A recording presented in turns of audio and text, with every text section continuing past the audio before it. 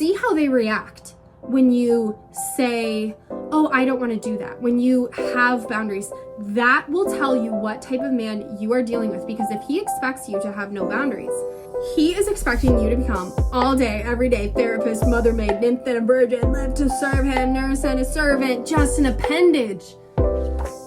Because a man who views a woman as just an appendage will expect her to have no boundaries because he is operating her as his appendage.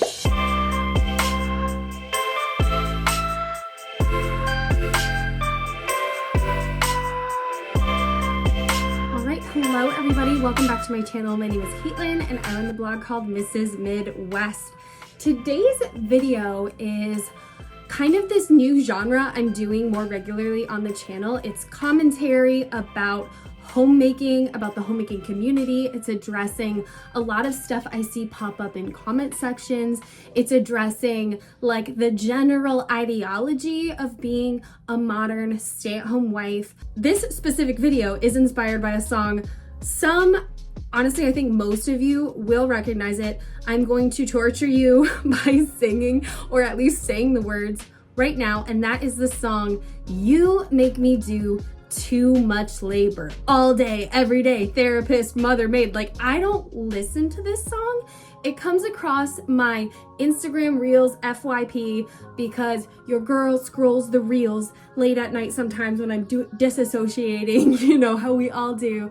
And I get some interesting algorithm speed runs where it'll be like sad things that women go through, like a cheating scandal, and it'll be that song in the background, or talking about marriage, or talking about divorce, talking about the woes that women face. And the song has become a bit of like a battle cry for women against patriarchy, against marriage, and unfortunately I've also seen it used against homemaking as a concept.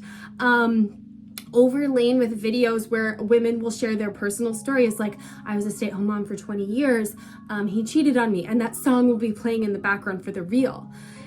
And I think it's worth addressing the lyrics of the song, the concept of having this like battle cry as women, and really considering and thinking, are we put upon? You know, is there too much labor for a stay-at-home wife? And does traditionalism, does being a stay-at-home mom, does being a homemaker cause the too much labor scenario, where part of the lyrics too, it's like, all day, every day, therapist, mother, maid, nymph, then a virgin, nurse, then a servant, just an appendage, live to attend him so that he never lifts a finger, 24/7 baby machine. It's not an act of love if you make her, you make me do too much labor. This song slaps. Like, it slaps. It gets in your head. I've been going around my house like, you make me do too much labor. But you know who I think that about? It's not my husband. It's my 4-year-old telling me, Mama, can you fill my water? Like, for the 15th time in a row. Like, I don't feel like a servant by my husband. And I kind of wanted to share why that is, and why I don't think it's traditionalism that causes too much labor. And you know what? I don't relate.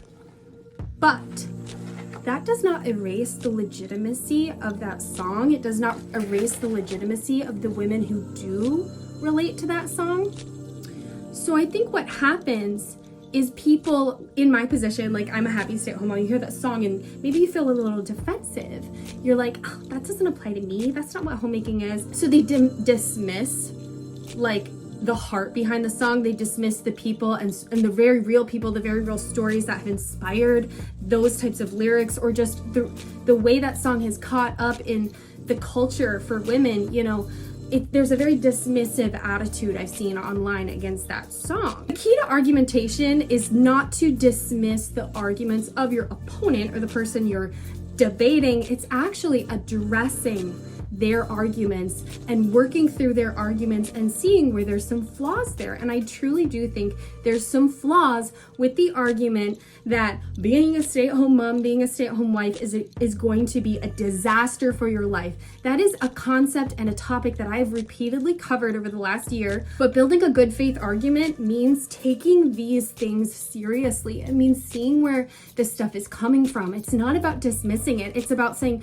wow, what a legitimate thing to be worried about. I too would not want to be held hostage by an evil man and just an appendage 24/7 baby machine. I can't think of anything worse. I'm a mother of 2 children. I'm happily a mother of 2 children. I do not want more, at least not at this moment in my life.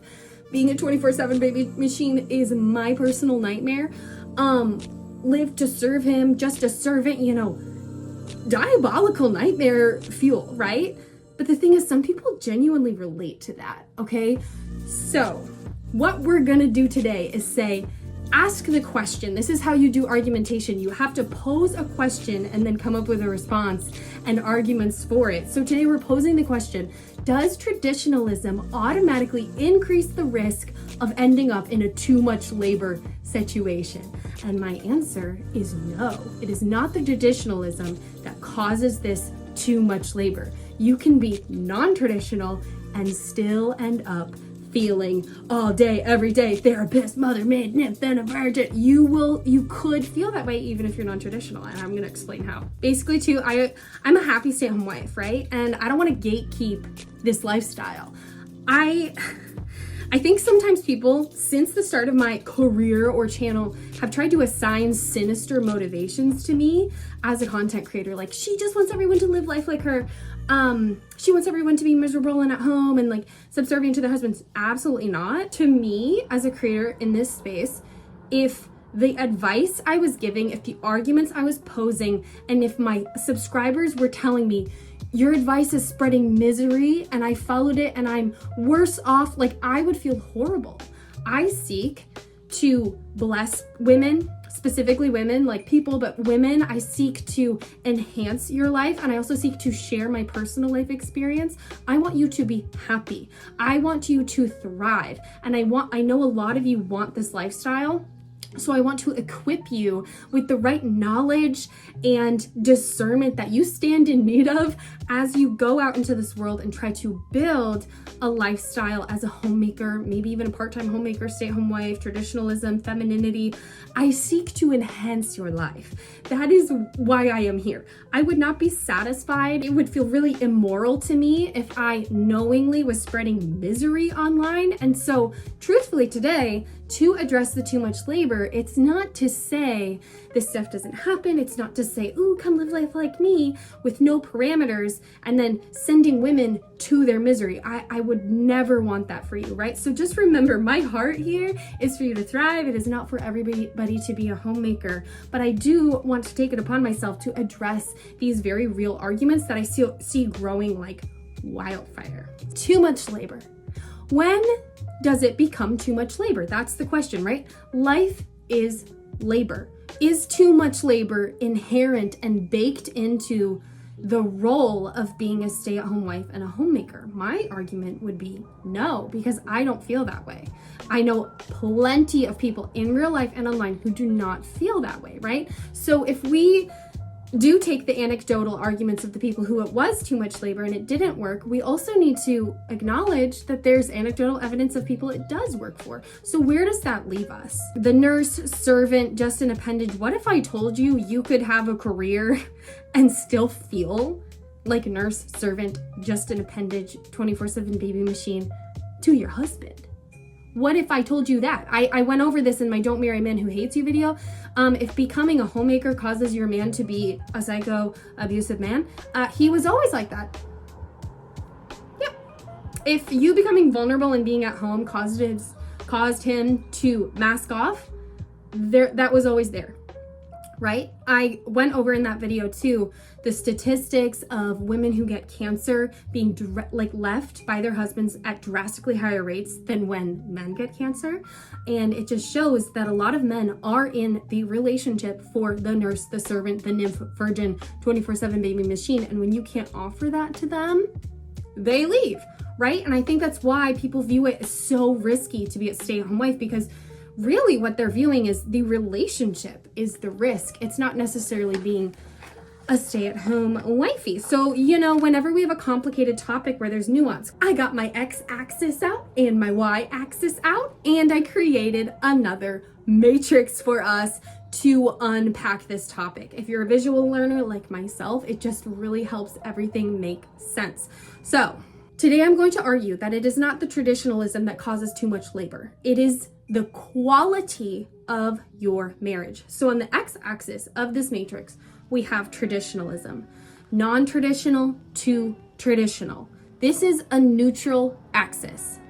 On the y-axis, we are having high quality to low quality, and we are going to chart relationships. We can do this, and I will explain how right now. So the truth is that you can undeniably pluck a happy, super traditional homemaker, like even one with a lot of kids, kind of crunchy, home birth, farm, the whole 9 yards.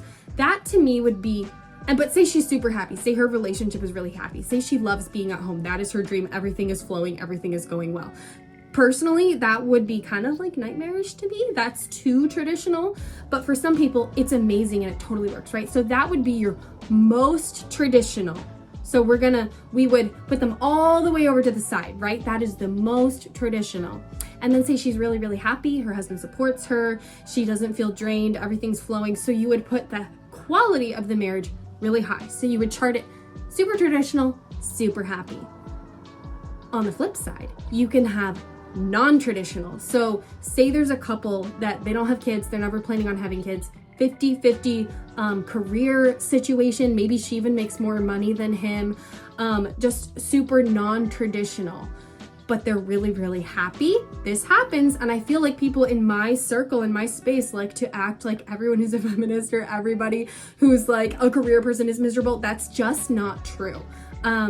You can find super happy couples.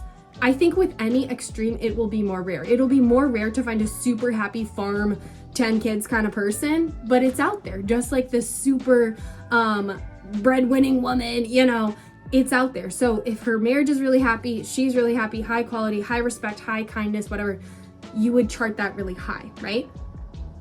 Personally, I would put myself more near the center of the traditionalism box, but also very high, happy, high quality marriage. Personally, I would not even make this video to draw attention to quality of marriages if my marriage wasn't super high quality. If we weren't really happy, we genuinely are. We're also just in a really great season right now where he's like my best friend. I feel really supported. Everything is like kind of flowing between us.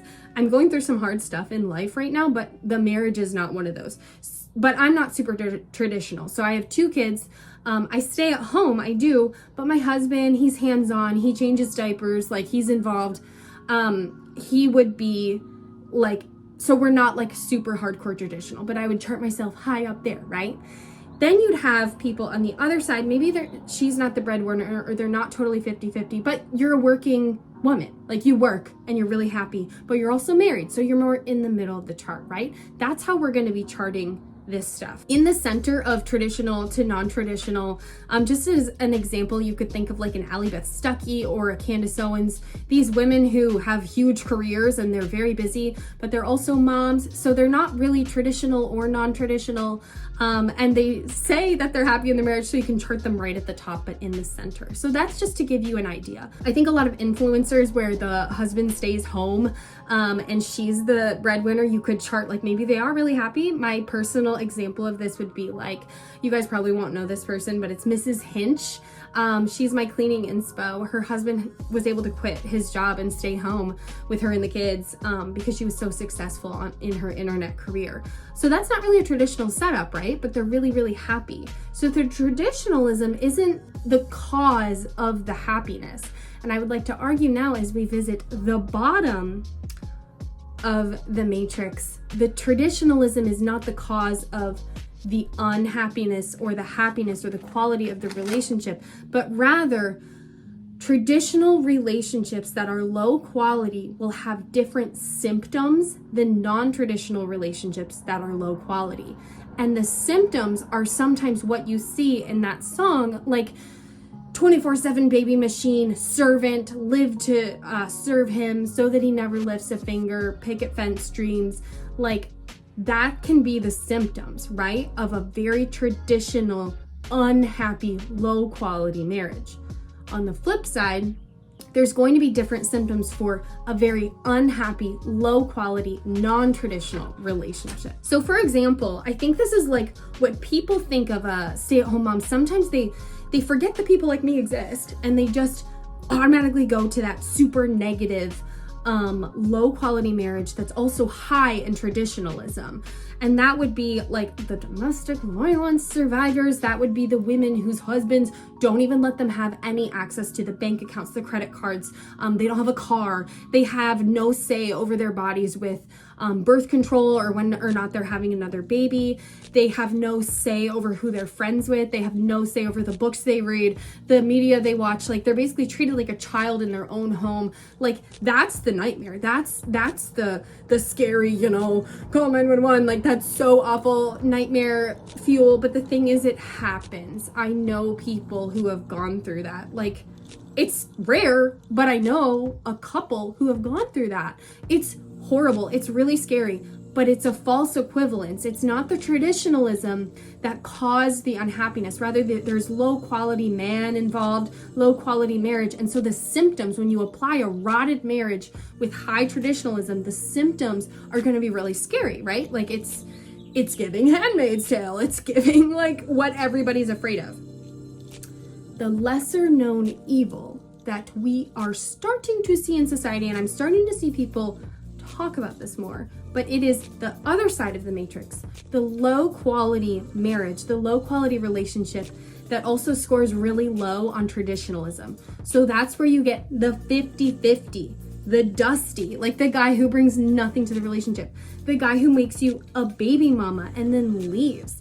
There's a subreddit called Waiting to Wed. That place is really like heartbreaking. It's a lot of women who've been dating, maybe even given 1, 2, 3 children, 6, 7, 8, 9, 10, 15 years to these men, and the men won't marry them, right? And so that is kind of the opposite, because what's super traditional? Marriage. Marriage is really traditional.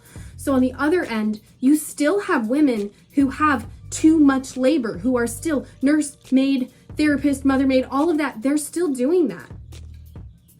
But it's non-traditional. The guy isn't keeping them trapped at home. Maybe they have a job. They're bringing home the paycheck. They're paying for everything while like being pregnant, while, giving babies, being kind of held back in the same way that this woman is, in a different, very different. But they're both being held back and kind of controlled by a man, right? By the marriage. The low quality marriage is the problem.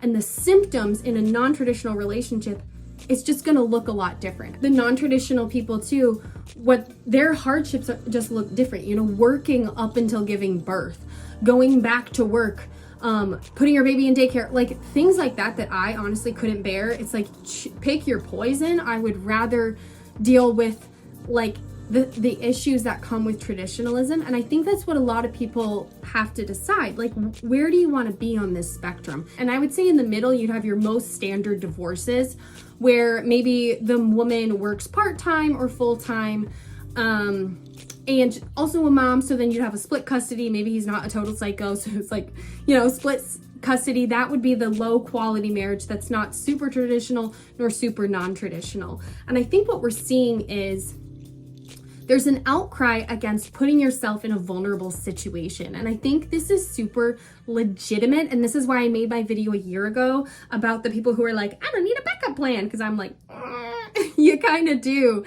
Don't put yourself in a super vulnerable, hyper traditional situation without protecting yourself, right? And so if you have a man who's not including you on any of the finances, if there's no like security, that can be really scary.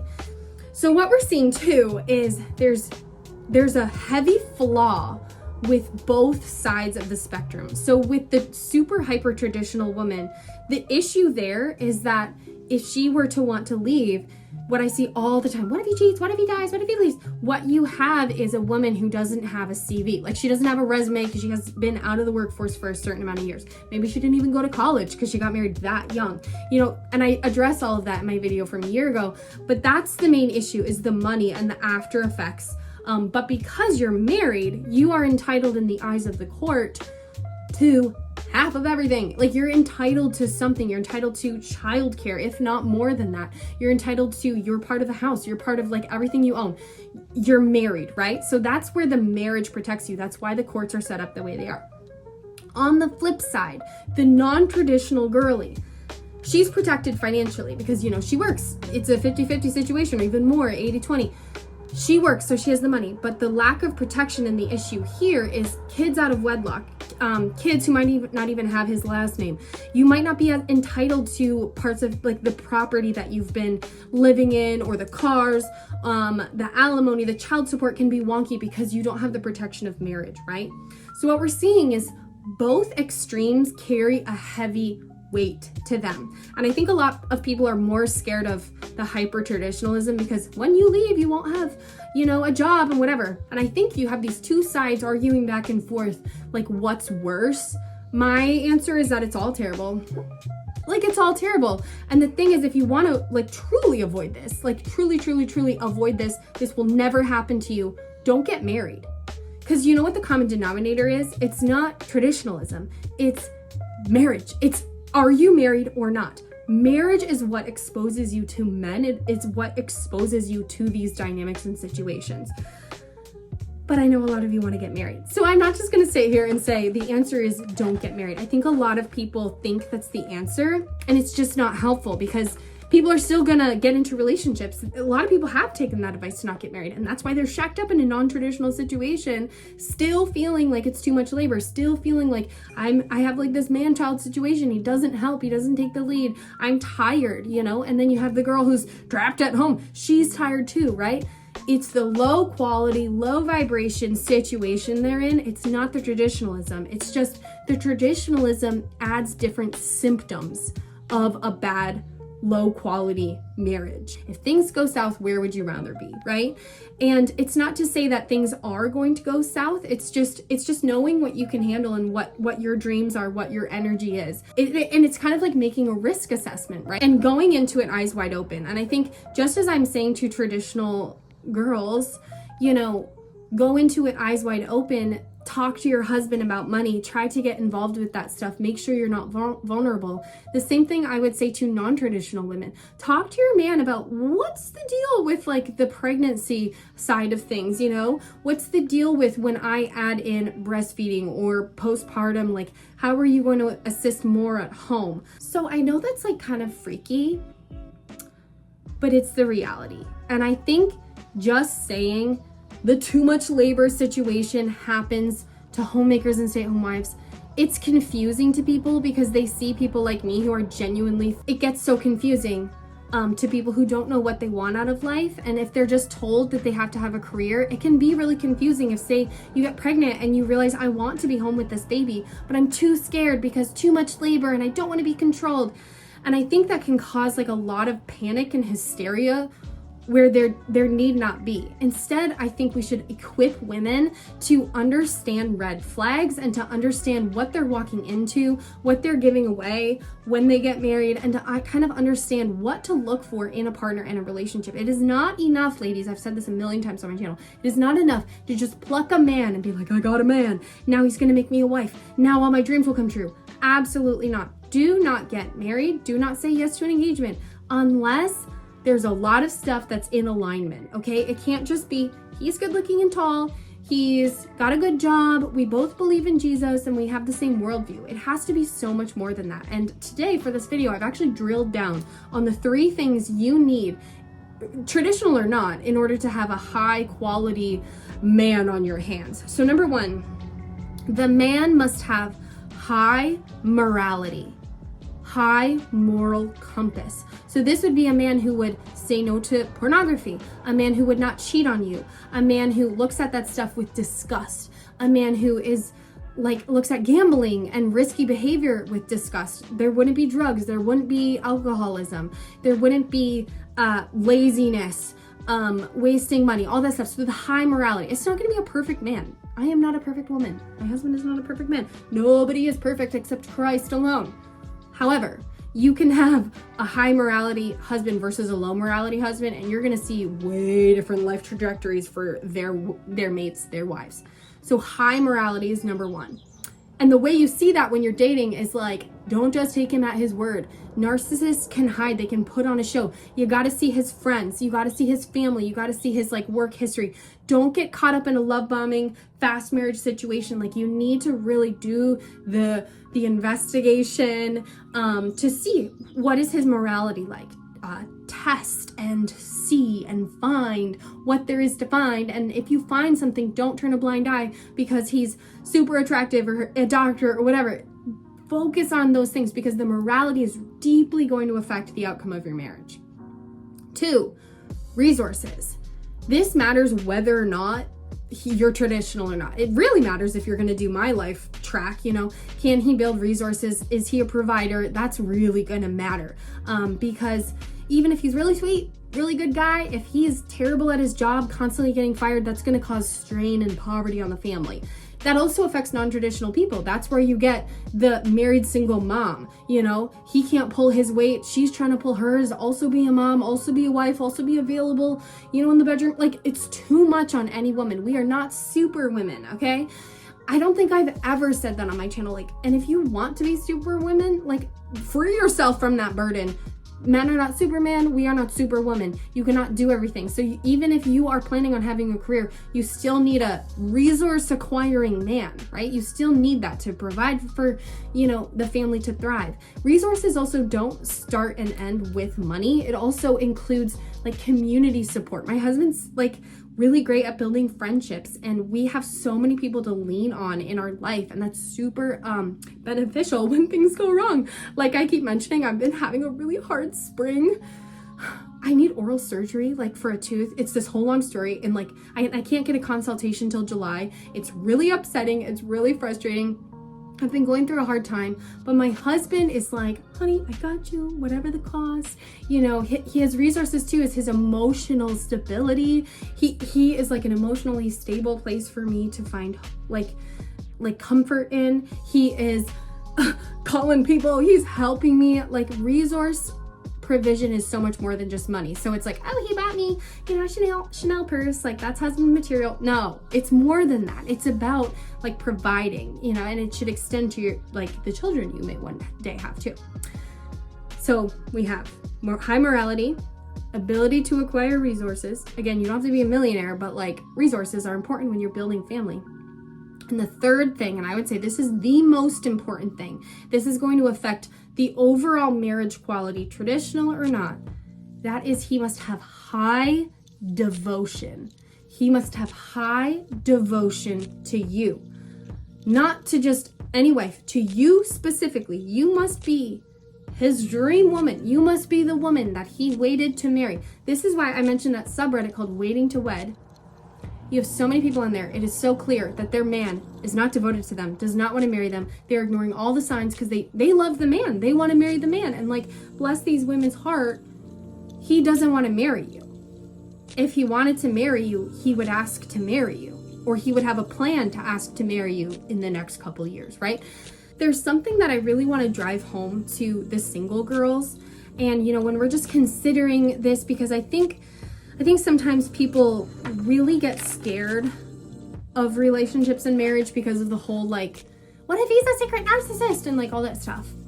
And I know that happens, but I think there's red flags to pay attention to, and I don't think you can always protect yourself from these secret narcissists, but I think it's important. That's why I do think it's important to make sure you're not getting love bombed, make sure you're not taking it too fast, making sure you're not ignoring what other people who deeply know your partner, what they think about them.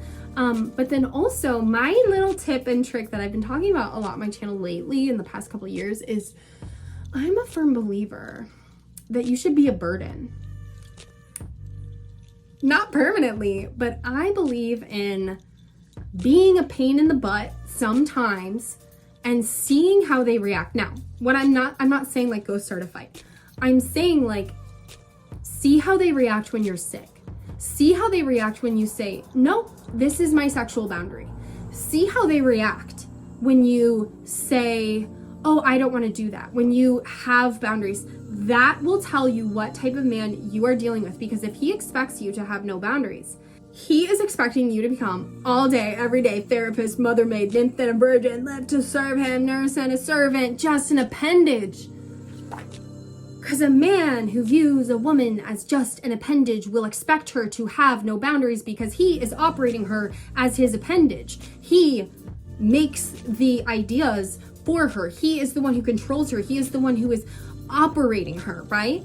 So when you're dating, when you're engaged, and this doesn't stop after you get married, you are to be a helpmeet, you are not an appendage. You can say no to whatever you want to say no to. You can be a problem. This is why I really think we as a culture and women need to stop with performative girlfriendism. And this is where we try to be as great as possible in order to get the ring. And this happens to traditional and non-traditional people. Like I keep saying in that Waiting to Wed subreddit, there's so many sad posts where people are like, pouring their heart and soul into being the perfect girlfriend in order to earn the ring. That's crazy. No, like I keep saying, no one's perfect. You're not going to be perfect. If he doesn't like what he sees, like goodbye. Because when you're signing up, till death do we part, you're going to be with him your entire life. He's going to hold your hand as your parents die someday. He's going to be there if you're postpartum, if you get cancer, if you guys lose your money, and you will not be the perfect wife, the perfect girlfriend. Even if you don't hurt him in those moments, you're not going to be happy all the time. You're not going to be like singing sweet praises. And then someday too, when you're old, your sexual like health and all of that is going to change, right? So this is where the devotion comes back in, because a man who is devoted to you doesn't care if you say no and have normal boundaries. This is why there's a book I really like, and I know some of you aren't gonna like this title and I will censor myself, but it's called Why Men Love Bishas. And that's kind of a crazy title, but the concept is, why do men marry these like kind of intense women who have boundaries, who say no, who are kind of a pain in the butt? It's because there's like a level of respect there, right? She's not just an appendage. And the thing is, you can be a stay-at-home wife, a stay-at-home mom, a homemaker like me, and be a burden sometimes, be a problem, have boundaries. This is why like we had that underlying friendship, that underlying respect. So when I get put on bed rest, and it's also, marriage bed rest too, if you know what that means, pelvic rest, I didn't have a whiny husband. No, he loves me and he wanted me to be healthy. He wanted our baby to be healthy. I'm not his appendage. I'm not his servant. I'm not his 24/7 baby machine. So this is where when you are a girlfriend, when you are a fiance, do not say yes to everything in order to earn that ring, okay? So many people do this on the traditional side because they're like, I just want to be a wife and a mom. And it's like, good. Just so you know, there's decent men out there who also want that, who aren't going to treat you like an appendage, okay? Be picky, be choosy, and also if you were picky, if you were choosy, and if you still end up in like a disaster situation, you do not have to continue on being an appendage. You can put your foot down, you can say no, you can get out of the situation. It's going to be hard, it's going to be obstacles. There are resources out there to help you, there are ways forward, and best of all, there are thousands of women who have taken that route before you. Devotion is what will keep your man focused on you, focused on the family, interested when you're blabbing about life, interested in helping you and being a shoulder to cry on when you lose your tooth. You guys know my computer recently broke down. We had that other traumatic stuff. I've been sick a lot lately, but he's devoted to me, not to therapist, mother, maid, nurse, then a virgin, nymph, Caitlin. That's who he's devoted to, not the roles I play in his life. And to expand on that too, the song goes over like nurse and a servant. I've been a nurse to my husband, happily, in sickness and in health. It's not 24/7, but when he shattered his ankle at work, I had to be a nurse for him and take care of a 1.5-year-old and a 2.5-year-old. And you know what? He was my nurse when I was postpartum twice over, when I was on bed rest. even with this tooth, when I just wanted to lay down and cry, he brought me ibuprofen and he was my nurse. And you know what? It's reciprocal. So the issue that the song is posing is like this one-sided relationship where someone's being severely taken advantage of. And people often think of traditionalism and they think of, oh, you're being taken advantage of. But as I said, I think I said this back in 2019, am I the leech or is my husband the leech? Am I taking advantage of him because he brings home the paycheck and I spend? Or is he taking advantage of me? Because I cook and I clean and I do his dishes and I do his laundry and I sleep in his bed. Like, is he taking advantage of me or am I taking advantage of him? The answer is neither. It's called a reciprocal relationship. Now, reciprocal relationship is the key to not feeling like nurse and a servant, just an appendage, because he's also your appendage. Like, you are two arms working together for the goal of rowing your family through the river of life. That's the metaphor we're going to use today. We are both working together because we're married. The breakdown and the low quality and the it's not an act of love if you make her in the song, that's where it's not reciprocal. That's where you have the guy, the traditional guy who's Steven Crowder vibes. Did you guys hear about that? Super hyper traditional right-wing man. Abusive to his pregnant wife, who was pregnant with twins at the time, not letting her go use the car to go grocery shopping. All of it was caught on camera. Horrible abusive man, right? That's the no credit card, awful, like servant, you're trapped in my house situation. On the other hand, you got the non-traditional bad situation of the woman who's the married single mom, going to work, doing all this effort, man-child, smoking marijuana, doing the video games. Like, that's not a guy who's going out to work. Like, when you're on this side, you're gonna have the guy who actually has a job. Like, that's part of being traditional, right? He brings home, he has the job, he brings home the money. Anyone who's not working, like that, I see that argument a lot too, where it's like, these like trad wives, blah, blah, blah, their husbands don't even have jobs. Okay, well, that's not traditional. It's not. He doesn't make money. That you're automatically not on the traditional side. That's the married single mom side of things, okay? In order to be traditional, the man has to be having a job, right? What I'm trying to say is there's drawbacks to traditionalism and there's drawbacks to non-traditionalism, especially when you apply evil people and low quality relationships and low quality marriages.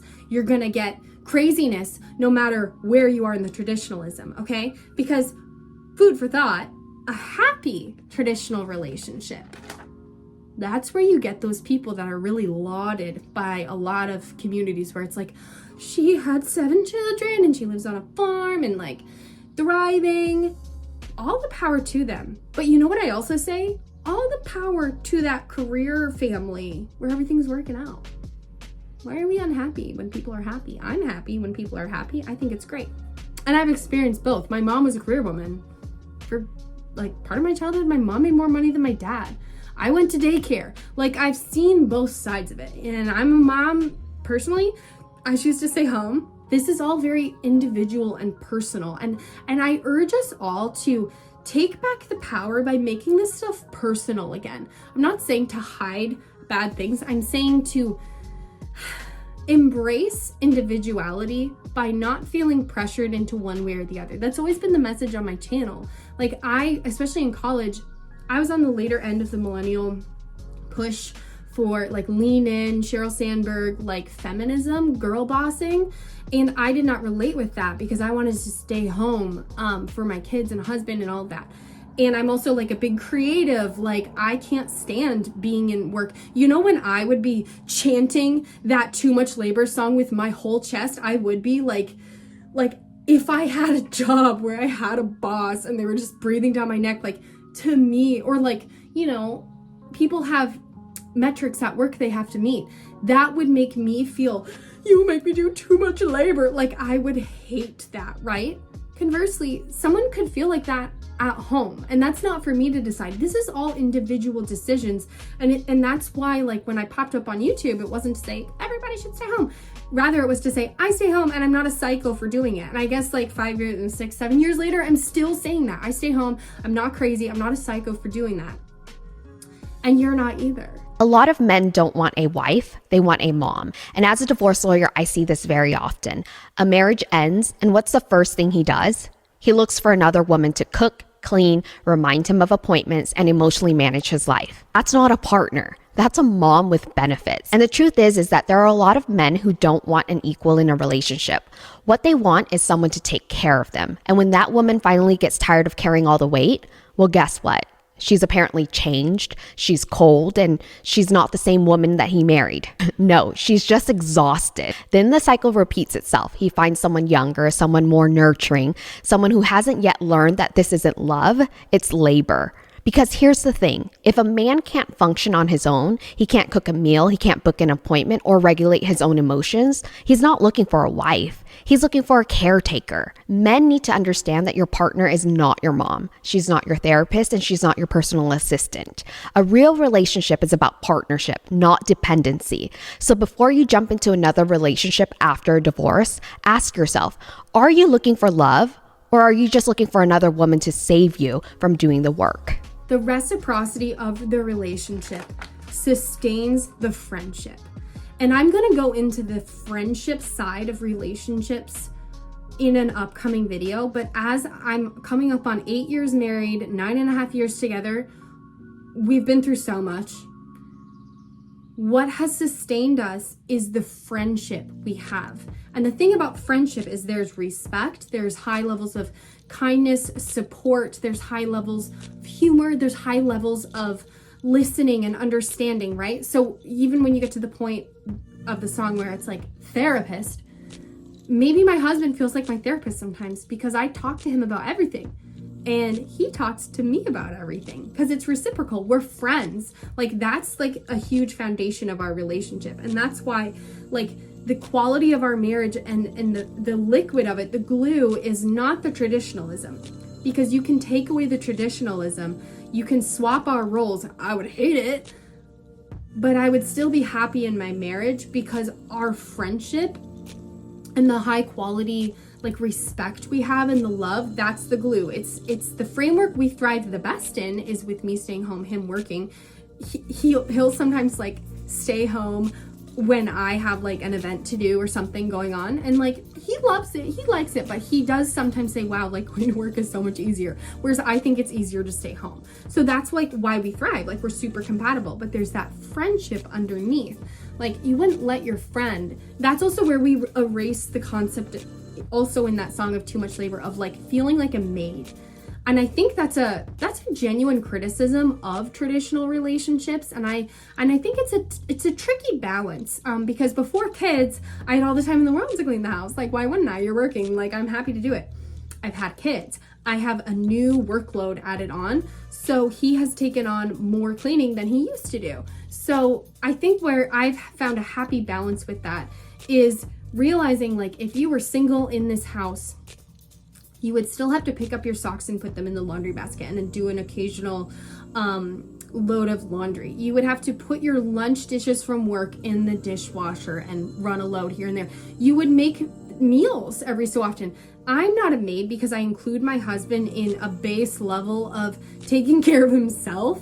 That's also how I don't fall into the stereotype of those trad relationships where you feel like a mother. I don't feel like his mother because I don't pick up his socks and I don't empty out his lunch pail. If I see his lunch pail on the counter, I leave it there. It's okay to do that because you know what happens? That maintains a certain level of boundary where I am not calling and making your appointments. Like if you asked me and it was occasional, I would. But we maintain certain boundaries that preserve the friendship, because you would not take advantage of a friend by having them just wait on you hand and foot. Like clean my socks, like do everything, wash all this. Like I do that stuff occasionally, but it's not like a guarantee. And I think that preserves a certain level of he's a man, I'm not his mom. And that is sometimes I think where traditional or non-traditional relationships, people lose the plot, and that's where you do feel like a maid. You do feel like a mother, right? I never like said anything as a threat to my husband, but when we were dating, like we'd have conversations, even just philosophical conversations about relationships. And, you know, cheating came up and he had been cheated on and I had been like emotionally cheated on in the past. And we both just were like, oh yeah, if you cheated on me, like I would leave. Like, that's always been a standard in our relationship and marriage. And that's not to say I would never worry. Like, I would never, like, I would become suspicious if he started hiding his phone or like spending time at an undisclosed location. But it's like, that's not a thing for us, right? He doesn't get to just do whatever he wants and I'm just his appendage, stay-at-home wife, homemaker, I'm trapped here because he makes all the money. No. You start acting out, mistreating me, there's consequences. And it's been that way since we were dating. And there's consequences on me too. Like, if I start acting crazy and cheating and doing all the stuff, there's consequences for that. And this is part of that reciprocity, right? So there's the reciprocity for the positive stuff. There's also reciprocity for the negative stuff. It's like, you don't get to just abuse me forever and I have to stay because I don't have like a job. No, I'll figure it out. It's a temporary obstacle. It's going to be okay, right? This is how you avoid every woman's nightmare of too much labor. You know, I think there's just too much doom and gloom about it. And I feel like we're taking away the agency of women. You have agency. You have agency in who you marry. You have agency in the decisions while you're dating. You have agency while you're married. You even, you know, maybe you're not in a extreme, I need to leave him, but maybe your marriage quality is declining. You can course correct. I feel like I course corrected after I had kids and I was like, whoa, there's too much on my plate. So I stopped YouTube for a bit. I was like, we don't need that extra money. Like, if we need more money, you have to make it. I need to focus on myself and the kids. And then also, like, there was a huge chunk of time where like cooking dinner every day was not a priority for me. And he really stepped up and started helping me cooking a lot because he's the one who wants meat. I don't want meat. And so he was there for me, right? So it's like, if you're noticing the quality declining and that person is your genuine friend and there's reciprocal love and respect, you can also communicate too. A lot of these concepts I'm talking about come from the foundation of the book The Empowered Wife, and a lot of people have asked me to do a full-on review of it, and I probably will someday. Type in the comments if you're interested in that. But it's a book I recommend for a lot of people, not because it's a Christian book, but because the concepts reinforce that Christian dynamic in marriage of the love and respect, and also just general Christian perspectives. What I think is important to remember is that it's not being a stay-at-home mom that's going to ruin your life. It's a bad marriage that's going to temporarily feel like it's ruining your life. There's a video I saw, I saved it. I'm gonna play it now because I have a response for it. There's some cussing I'm gonna try to bleep out, but enjoy. I just want to highlight this comment for all the young girlies that are like, I am a tadwave and I love it. I am a tadwave and I will serve my husband forever. It's been 5 years. We've been doing this for a year. Okay. I'm just saying, when you speak to the women that have done it a little longer than that, there's usually a different side of the tradwave life. You don't get to control if your husband wants to leave you or not. You don't get to control if he's going to cheat on you or not. You don't get to control how or when he changes. So just be advised when you go into the tradwife life, when he puts you on that pedestal, he's going to be able to knock you off real quick. And you're going to be in the position of being in your middle age, the back end of your, closer to death than birth, having now to figure out what you're going to do because you gave all those years to that man. And the man that you divorce is definitely not the same man that you marry. So just be aware. So I thought this video was really interesting because she's like, stay-at-home moms can't decide if he's going to leave you. Stay-at-home moms can't decide if he's going to cheat on you. Sweetheart, career wives can't decide that either. No wife can. Having a job doesn't mean you can tell your man not to leave you. What she is getting at is the fear that I keep talking about the not having a resume, the not having a job if he leaves you, like that piece. What I would like us all to remember is that is temporary, and the whole if he leaves you is truly a worst case scenario. So it's also pretty uncommon. But if it in the event that did happen, you can have community support, take out loans, go back to school, go back to whatever career you studied for. This is why I'm not against women going to college. I think it's great. I think it's fine to have a side hustle. I think it's fine to work part-time here and there. It's great to like stash money, tell your husband, I want my own account, I want my own credit cards, I want my name on the house. Like, what she's talking about is just a worst case scenario, and it can happen to stay-at-home moms or career women, which is really like the issue is the no job. But that's just temporary, you know? Say my husband left me tomorrow, I would be in a bad spot. But in 5 years from then, I would be in a better spot because it's temporary. Like, these obstacles and these problems are temporary.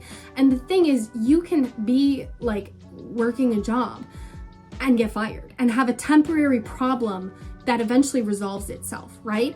This is where I do encourage us all to have a survivor mindset. And what I mean by that is knowing that you would be okay. And that really helps. It helps you face almost anything in life. So I don't walk around home paranoid that my husband's gonna leave me or die. I think I've had to come to terms with this because he is a state trooper and he's had a bunch of near-death experiences. Like like the first time I saw him laying in a hospital bed, I cried because I remember distinctly feeling like I thought I would be in this situation holding the hand of my husband in a hospital bed when he was like 90. But I'm holding the hand of my 25, 26-year-old husband in a hospital bed. No, 24-year-old husband, and he's laying in a hospital bed. And it really shook me. And I remember just realizing in that moment, like, we don't have control. We can only like live our life to the best and try to make low risk decisions as much as possible, but we ultimately don't have control over like some of those things in our life story, right? God does. And the thing about God is he lets hardship happen. Read anybody in the Bible, they go through hardship, right? So if my story's written to have hardship, what I had to like accept back then, what I accept now, and what I urge you to accept is a survivor mindset of I will be okay. I will make it through. And I think even for the non-traditional girls, you know, it's important to have that survivor mindset where the relationship quality declines to such a point we cannot keep going in this marriage. You will be okay. You know, there's hard things in life. There is moments and times and seasons and even years where you feel like it's too much labor. It is too much labor. But you will be okay. And you don't have to stay there forever. Does that make sense? Like there's temporary obstacles no matter what you face. Ultimately, I hope I've driven home that traditionalism doesn't cause too much labor. You can choose your level of what you're willing to do, right? Like my version of too much labor would be him asking me to be like a full-time wife and mom and a full-time job, right? That is too much labor to me. So you have to determine to you what is too much labor and find a relationship that's compatible with it. I think it's also important to remember anything can happen. My husband had a really scary situation, you know, at work. This person had a really happy marriage. Her husband ended up having a brain tumor that greatly affected how he saw the world, and their otherwise very happy marriage was reduced to horrible things happening. She got injured, like bad things happened in their family. She couldn't stop a brain tumor from happening. It just happened, right? So her husband didn't cheat on her. He didn't die, but something else happened, right? Like life can happen.